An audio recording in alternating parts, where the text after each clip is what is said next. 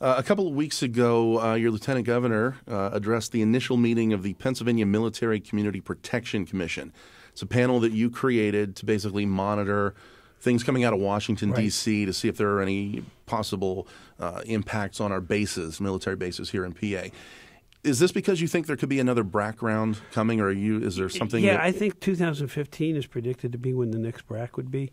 We want to be prepared for it. We want to be able to go out and defend our people. We just had to do it with the Air Force Base out in Greater Pittsburgh Airport, and we're able to do it. But we brought everybody together very quickly and reacted very quickly. And myself and Congressman Murphy out there working very hard with the local leaders, we were able to convince the Air Force that this was a good base to keep open, and frankly, that they need to keep the reserves as strong as they possibly can.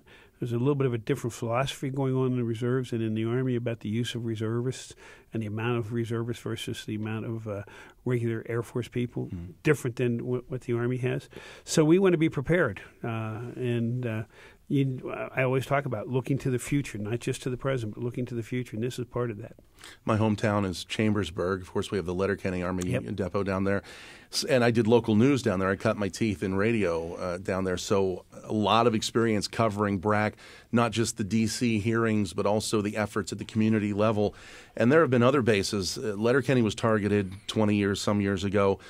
Toby Hanna has been targeted at various times. Of course, Philadelphia Naval Shipyard and what you just mentioned in Pittsburgh.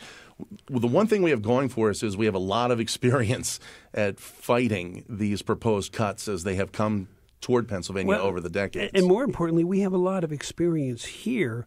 And we, again, as I talk about in my trade missions and I talk about the businesses, we are so centrally located in this country to be able to get around the country from Pennsylvania in a long day's drive that you have to be very careful before you say you're going to take out a Letterkenny where they're doing a lot of fixing of vehicles and rearmoring vehicles and so forth, or a Toby Hanna with its depot, or the Mechanicsburg depot here.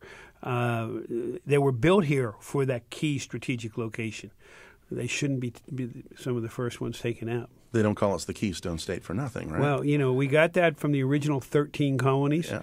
And even though we're 50 states now and a number of territories, we still are the Keystone.